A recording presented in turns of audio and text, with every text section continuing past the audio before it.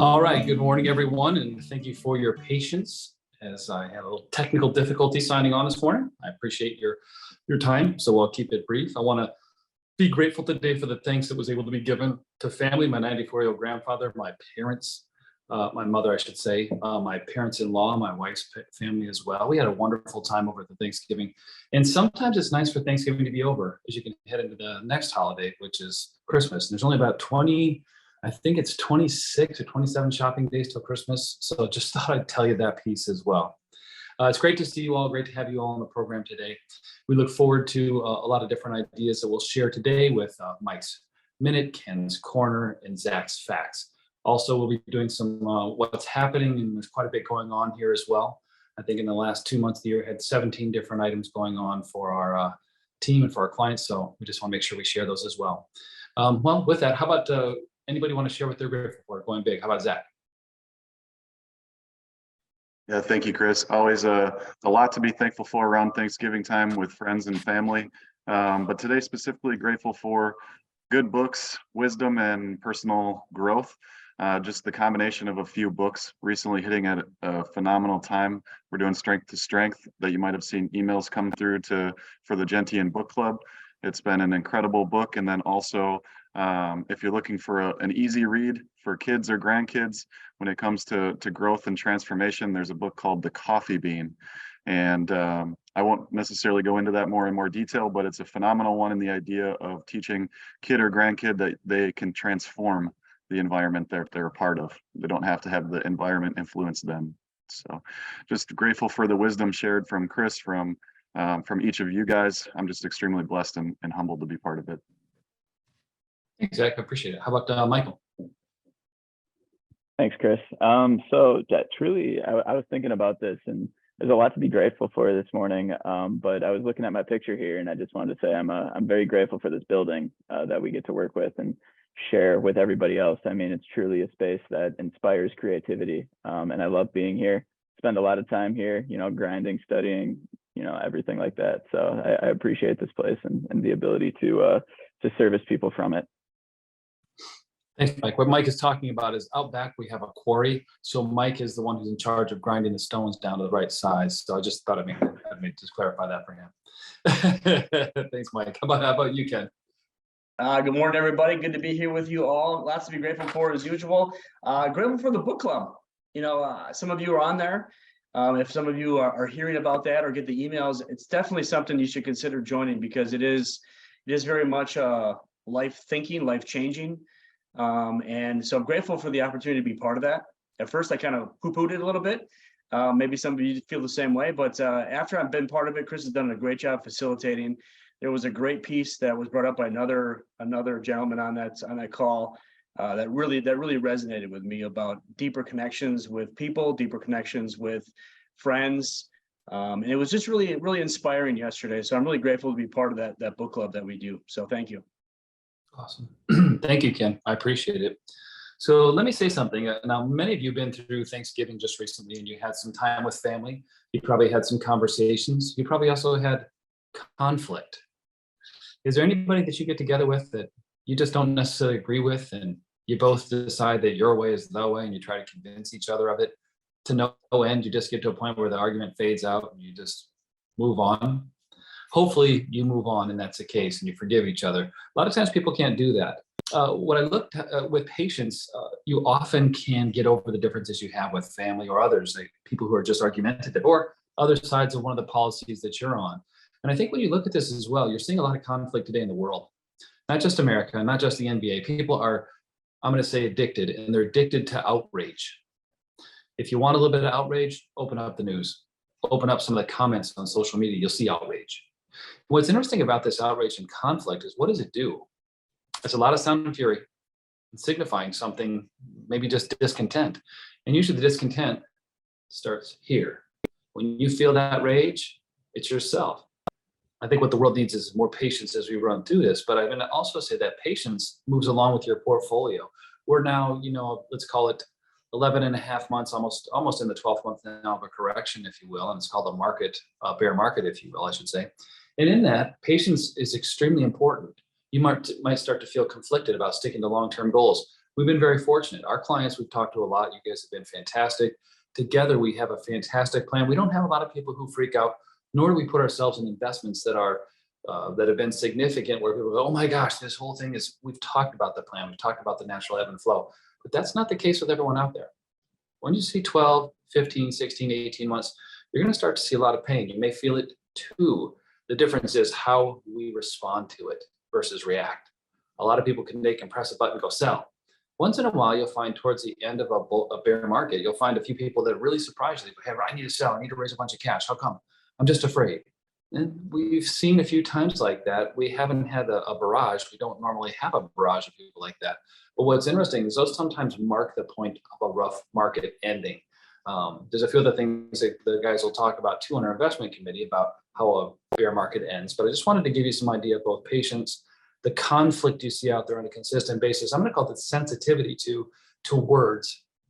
You're seeing in society right now, if you say anything that's contrary to somebody else's belief, you can be sued for $600 or $700 million, even if it's just your opinion.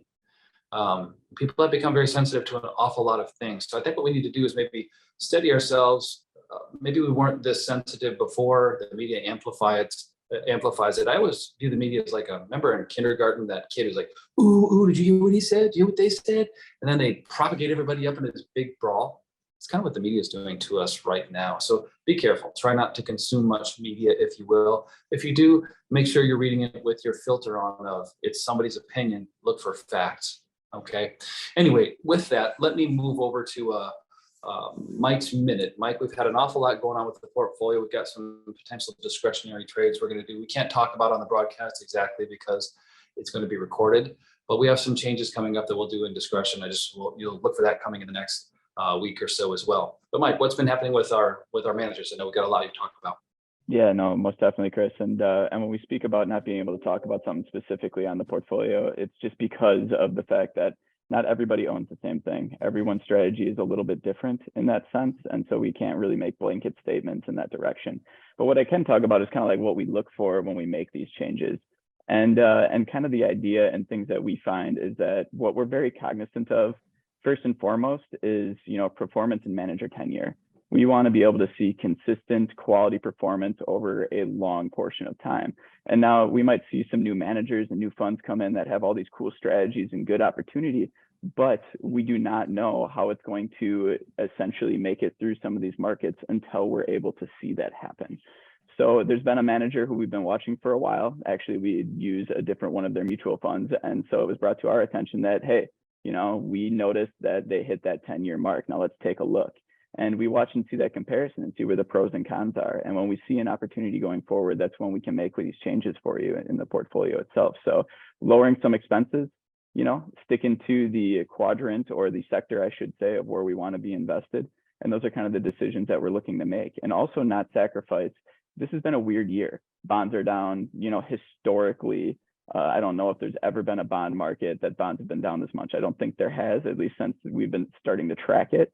And equities, they followed suit, and it's given the economic conditions that we're currently in. So we recognize that securities are down right now. So the other thing that we don't want to sacrifice is the potential upside capture of some of those things that have depreciated. So we're looking for correlation, but we're also looking for potential outperformance in different ways and safety. So we're looking to obviously mitigate the volatility going forward, and we have a unique opportunity to make that happen for you. So thank you, Chris. Awesome. Thank you, Mike. I appreciate that as well. Yeah, there's a lot going on. He likes to concatenate it into just a few statements, which is great, but a ton of research, a ton of end of year, a ton of tax facts going on as well. What's interesting though, is I'm not sure if you guys knew that Mike used to have a job at a calendar factory before this. Yeah, he got let go for taking a few days off. At any rate, I just wanted to bring a couple of dad joke humors in there as well, because I think there's some little known facts about some team members I'll share from time to time. Now, at any rate, as we go forward, I think as Mike is mentioning with some of the different investments and some of the changes we make, we've recently really tried, I guess I should say, put our strategy up against some other strategies out there to see the timelessness of what we do. And it's compared very well. So it's wonderful. We've got some, when we get together, we can talk about some of the details of that. But I want to say we've taken our portfolio compared to some national other practices like ours, if you will, and found some phenomenal results. So we love our strategy. It's doing well for you guys. We'll talk more about it when we get together individually. But what I want to go to what's going to happen in the future. Zach, can you predict a few things for us? Oh, wait, I'm just kidding. Can you give us some facts, Zach, that we need to pay attention to? Absolutely. We'll go through markets just from the year-to-date returns like we always do, and then kind of a little perspective of just benefits or increase in certain indexes over the last 2-month time period. Also going through kind of fixed income / CD rates, just because we've been receiving a lot of questions on what current yields are there. And kind of jumping into the markets, the Dow Jones Industrial Average temporarily down 6.8% on the year, and that's a 15% increase in the last 2 months. Received a couple questions on that, and remember that the Dow Jones is a collection of 30 stocks, not near as broad as others. So if 1 or 2 stocks in there do well, it ends up affecting the index a little bit more, and also it's price weighted. So it's not necessarily the biggest company in the world that's weighted the most, it's the company with the biggest price. The best example is when Apple was $400 a share. It was the biggest holding in the Dow Jones, and then Apple split 4-1, and then it was about the 15th biggest holding in the Dow Jones. So just for perspective there, the S&P 500, 16.9% temporarily down on the year. That's an 8% increase in the last 2 months and a 10% increase off of lows. And then as just about 2 weeks ago, since our last webinar on November 10th, there was a 5.5% return in 1 day, which was the best 1-day return since April of 2020. So it's just a great reminder that we cannot miss those great days, which is why staying in the market is the best strategy long term. The NASDAQ temporarily down 29.6. That's 50% weighted towards technology, but a 5% increase in the last 2 months. The Russell 2000, which is smaller sized companies, 18.21% on the year, 8% increase in the last 2 months.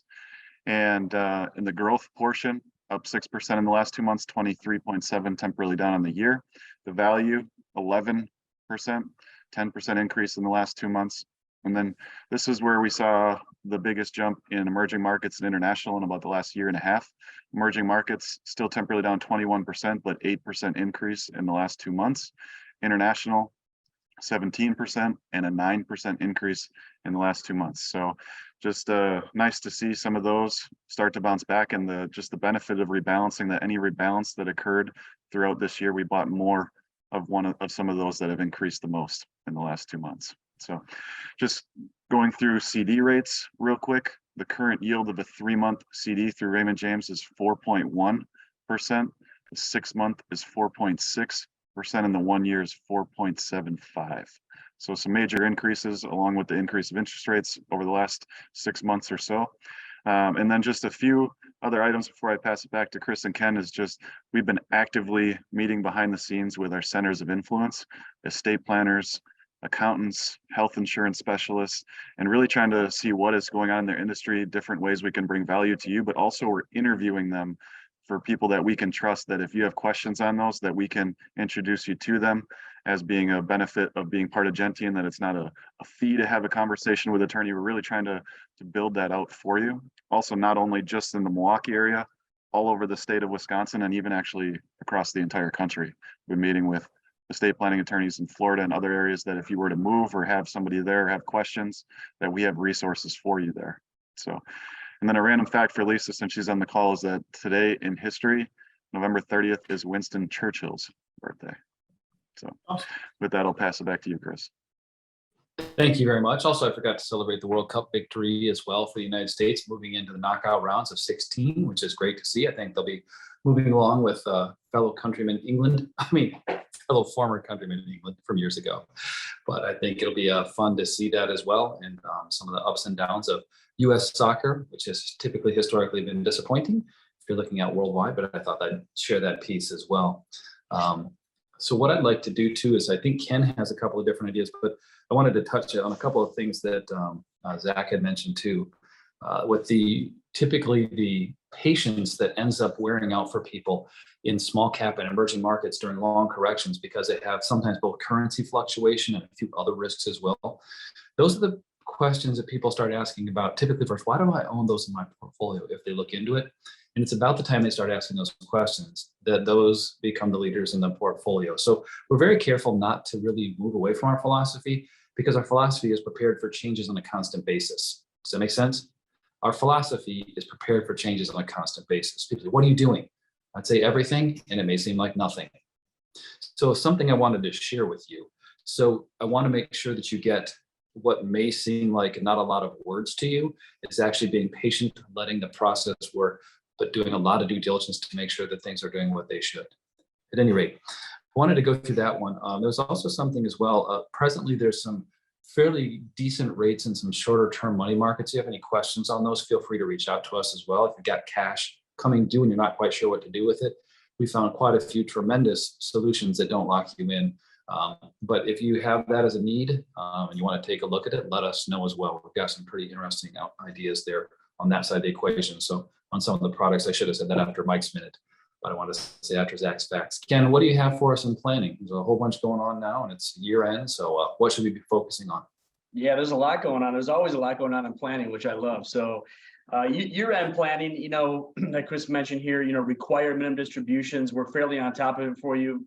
But there's a couple times where we meet with you, you're not sure if you want to take it, we want to wait a little bit. So just know that if you're thinking about it, if you're thinking about your required minimum distributions for 2022, also thinking about qualified charitable distributions, we are getting really, really close. We need to start moving on those ideas now so we can get them in a timely manner before the year ends. So also Social Security, I see the list of people that are on the call. Most of you are already collecting, it looks like, but those who will watch this afterwards, Social Security always comes up. We have direct contacts with Social Security. We can do conference calls with one of our local contacts there. So if you have any questions or any thoughts or anything that comes up in a meeting that we really need to drill down on and get the details, we have direct contacts at Social Security.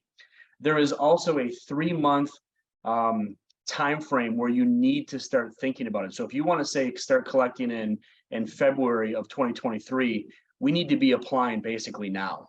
Okay, so there's a 3-month leeway there. So Social Security isn't one of those things that this can turn on instantly, but it's one of those things where there's a 3-month or even a 4-month process to get it going. So if you're thinking about it, let's get the ball rolling on that one. The other one is a pretty interesting change of residency. This is very much a tax question. So I'm just going to bring up the general topic that I hear from time to time with clients being more mobile every single year. I mean, there's, with families moving away, being closer to the kids, being in warmer climates, being closer to friends, it makes people, want to be a little more transient there. So change of residency is interesting. Arizona comes up quite a bit. Florida comes up quite a bit. It's really interesting to see, there's capital gains involved in the last 2 of the 5 years. If you live in a home, there's all that goes on. There's also state taxes. One thing that we learned about Arizona, again, this is something that's kind of interesting, is that here in the state of Wisconsin, the vehicle registration, I believe, is 115. I'm not up on a renewal yet, but I think it's like $115. In Arizona, it's actually based on the value of your car. So things like that are things to consider when we talk about change of residency, as far as community property states, not community property states. There's a lot to consider there. So looking forward to 2023, just really briefly here, and I'll pass it back over to Chris.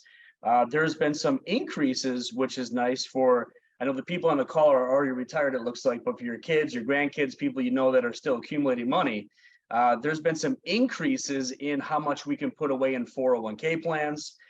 For example, if you're 50 and older, you can actually put up to $30,000 away from your own contributions, which is up considerably from last year. Same with Roth IRAs, traditional IRAs, all that has gotten an increase. So sometimes I hear, oh yeah, is the maximum 3,000 again this year? And that might have been the case when we started saving money, but there's been nice increases because of cost of living, over the years. So we're here for you. We're here to answer any questions you have, but there are some good ways to maximize any savings you want to take advantage of. So good time to be thinking about college funding. Good time to be putting a plan together to make sure we're on track. Sometimes we hear, oh, I wish I would have done this 10 years ago. That's another common one we hear. So now is the time. If you know somebody and they're in a position where they, hey, you know, I want to put a plan together. I want to see if I'm on track. You know, now is a good time to get that conversation going. So with that being said, I'll pass it back over to Chris. Thanks, Ken. Hot potato, I'm passing it right back to you. No, I'm messing with you. Well, so Yeah, there's if, one more I idea have I have. And, yeah. It's actually with the question, Ken, it kind of comes to you too.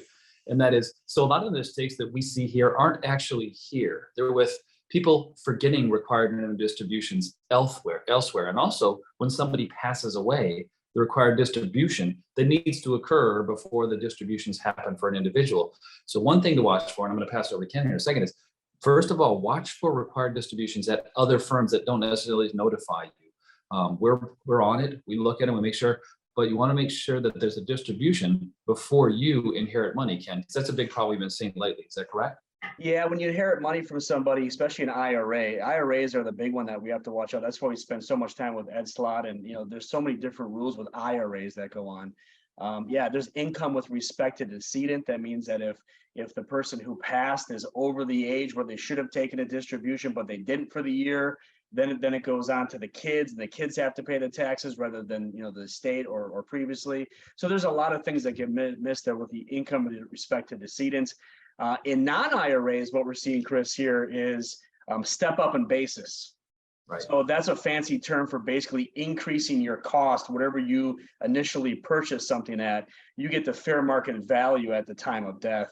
Sometimes those get missed from previous firms. It's one of the first things we do when one of our beloved clients, you know, passes. One of the first things we do, but actually gets missed at a lot of other firms when we start to consolidate assets for clients. So that's a good point, Chris. Thanks for bringing that up. Yeah, absolutely, Ken. I know we were talking about that before. We talk about a lot of things, but that was a big one that hit lately. And remember too, so there's a lot of times when somebody passed away, there's a step up in basis on property, as well as land, let's call it, on assets that we have here. And people forget that. And oftentimes if they're doing it themselves or somebody was doing it themselves, they forget. And years later, they transfer that into us to help manage. And they go, wow, you've owned this for 40 years? Well, no, but my dad did, or my mom did. Well, when did they pass away? It was 4 years ago. Oh, the basis steps up. Anyway, that's a really good one, Ken. So I thank you on that one as well. You know, some of the couple things I just wanted I will actually pass it over to Lisa here for doing what to pay attention to. And I've got a couple of things I'll close with. Lisa, what do we need to focus on for the next couple of weeks here at Gentian? Hi, good morning, everybody. Okay, so right after this bi-weekly, we have our Ladies and Gentian, the last one of 2022. So it's a wrap up for the year. So we're making a little crafty ornament. So we're looking forward to that. So that's at 10 o'clock today. And then on Saturday, December the 3rd, we have our movie screening of Elf at the Marcus North Shore Cinema. So it would be great if you want to come to that. Please let us know. We're kind of at the last minute of getting people organized for that, but that's on Saturday at 11 at the Marcus in Mequon. And then December birthday lunch, as we love seeing you all when you celebrate your birthdays with us. That's on December the 14th.